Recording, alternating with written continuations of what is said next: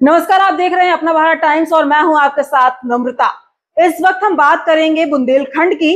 अगर बुंदेलखंड की बात करें तो बुंदेलखंड में जो समस्याएं हैं वो आज की नहीं है, वो काफी पुरानी है, काफी दशकों पुरानी है। और बुंदेलखंड को एक अलग राज्य बनाने की जो मांग चल रही है वो भी काफी टाइम से चल रही है। और वहां की समस्या एक नहीं, दो नहीं, तीन नहीं, अनगिनत समस्याएं हैं।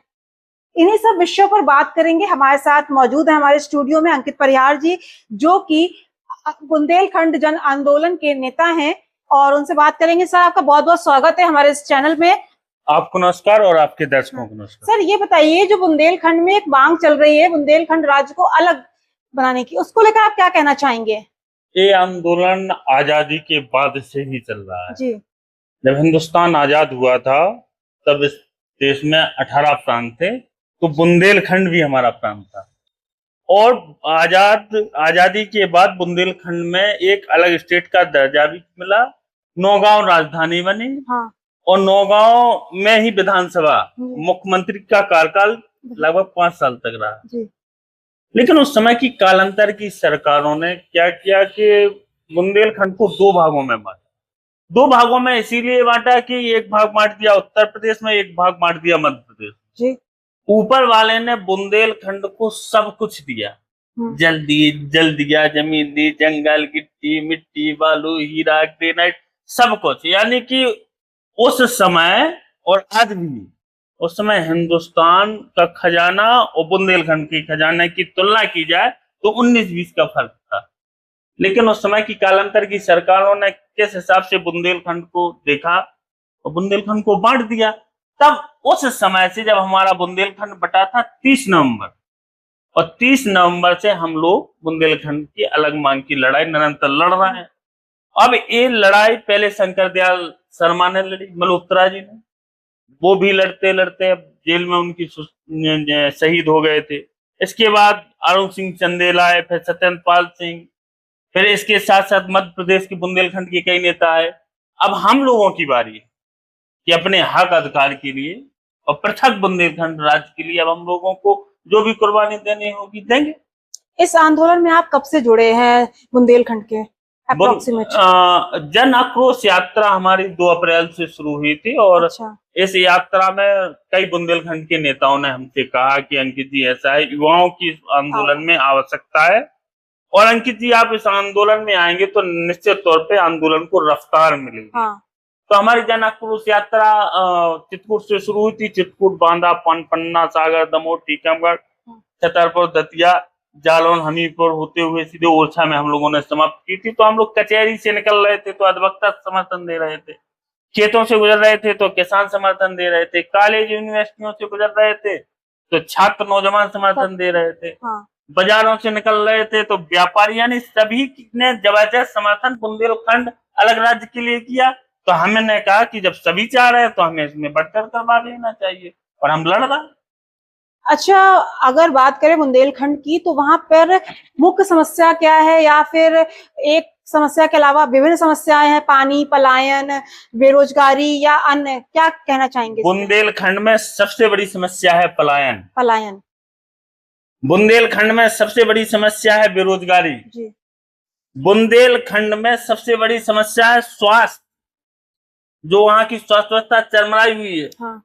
आप देखिए, बुंदेलखंड में 14 जिले आते हैं, मध्य प्रदेश, उत्तर प्रदेश में। पूरे बुंदेलखंड में एक एम्स लोगों ने बनाया। हाँ।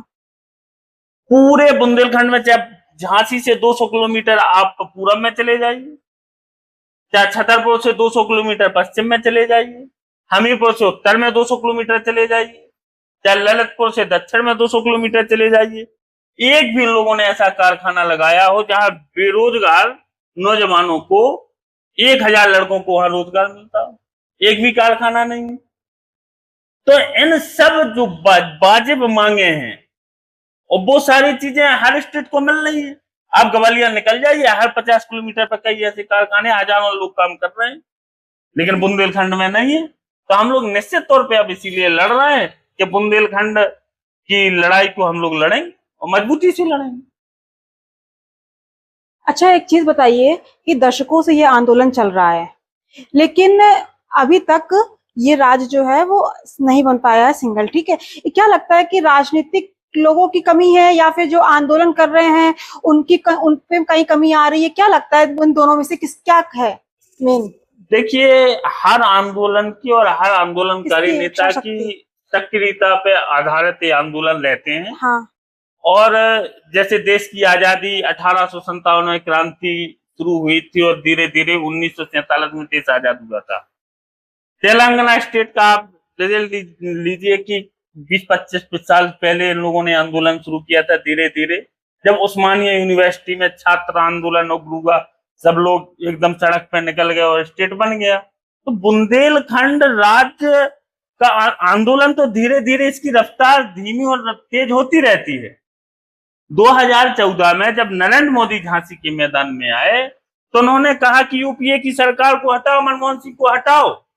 और बुंदेलखंड के लोग यहां से प्लान करके जब हमारे गुजरात जाते हैं, सूरत जाते हैं, अहमदाबाद जाते हैं, चाहे वो उत्तर प्रदेश के बुंदेलखंड के नौजवान हो, चाहे मध्य प्रदेश के बुंदेलखंड के नौजवान हो, और वहां जाकर मेहनत करते हैं। आप लोगों को क्या यहीं रोजगार नहीं मिल सकता? यहीं कारखाने नहीं लग सकते? इसलिए मनमोहन सिंह को हटाओ, यानी कांग्रेस की सरकार को हटाओ, भाजपा की सरकार। और हम ये कह रहे हैं कि बुंदेलखंड राज्य हम बनाएंगे। उस मंच पे उमा भारती भी थी, उस मंच पे राजनाथ सिंह भी थे, बाबूलाल तिवारी थे, कई बड़े नेता थे। अब 12 साल हो गए, बुंदेलखंड का अफवाह बोलने के लिए देश के प्रधानमंत्री तैयार नहीं। फिर 2017 में महोबा आए। महोबा में कहा कि हम स्टेट 2017 में कि हम राज्य इसलिए नहीं बना पा रहे हैं कि दिल्ली में तो भाजपा की सरकार है, मध्य प्रदेश में शिवराज मामा की सरकार, लेकिन उत्तर प्रदेश में अखिलेश यादव की सरकार है। तीनों सरकारों के समीकरण नहीं बन रहे हैं। जब तीनों सरकारों के समीकरण नहीं बन रहे हैं तो उत्तर प्रदेश में भी भाजपा की सरकार बनाओ। 19 सीटें हैं हमारे बुंदेलखंड, और 19 की 19 सीटें हम लोगों ने बुंदेलखंडियों ने भारतीय जनता पार्टी को प्रचंड बहुमत की सरकार बनी थी। आदित्यनाथ मुख्यमंत्री बने, अभी भी है। दिल्ली में भी सरकार है, मध्य प्रदेश में भी सरकार है, और उत्तर प्रदेश में भी सरकार। अब कहां दिक्कत आ रही है? 1 मिनट 1 साइन का काम है, स्टेट बन जाएगा। तो इनकी मंशा नहीं है। चाहते हैं कि बुंदेलखंड के नौजवान, यहाँ की नस्ल बर्बाद रहे। बुंदेलखंड की उनके लिए चर्ची गांव है, दबा के खनन लूटा जा रहा है। कई हजार करोड़ का खनन घोटाला हुआ बुंदेलखंड। तो इस तरीके की मूवमेंट अब हम लोग चलाएंगे, आंदोलन रफ्तार पकड़ रहा है।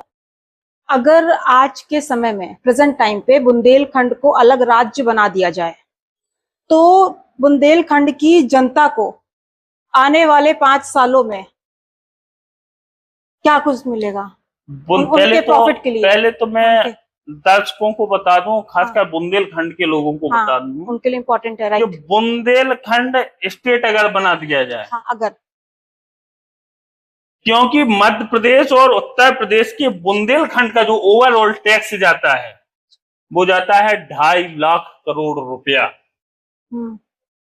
2.5 लाख करोड़ रुपए। जब स्टेट बन जाएगा तो वो पैसा कहाँ रहेगा? बुंदेलखंड के अंदर रहेगा।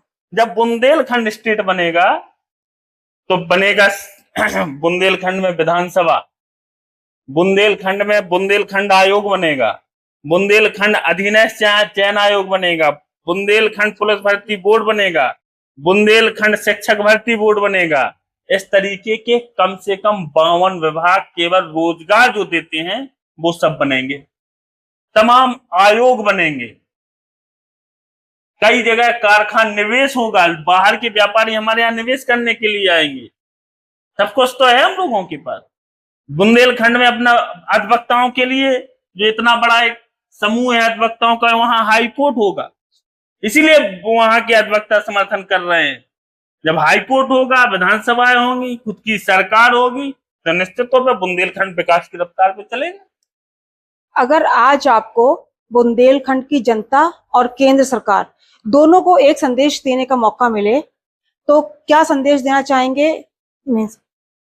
मोदी सरकार से तो हम यही कहेंगे कि आपकी वादा खिलाफी के खिलाफ पहले हमारे पुरखों ने अंग्रेजों के खिलाफ लड़ाई लड़ी थी, चाहे रानी लक्ष्मीबाई हो, गुलाम गौस हो, माता प्रताप कुशवाहा हो, नारायणदास अहिरवार हो, पुष्पचंद पायक हो, सभी लोगों ने मिलकर लड़ाई लड़ी थी। अंग्रेज भी भाग गए। अब इन लोगों के खिलाफ, इन लोगों ने तो हम लोगों के साथ विश्वासघात किया है ना। 27 में चुनाव आ रहा है, सब बुंदेलखंडी मिलके जो मोहब्बत 2017 में दी थी, 2022 में दी थी, अब 27 में देखना। 2024 में रथ रोका मोदी जी का नहीं, 4 लोकसभा सीटों में 1 ही जीत पाए, 3 हारी। तो निश्चित तौर पे हम लोग लड़ेंगे, जीतेंगे।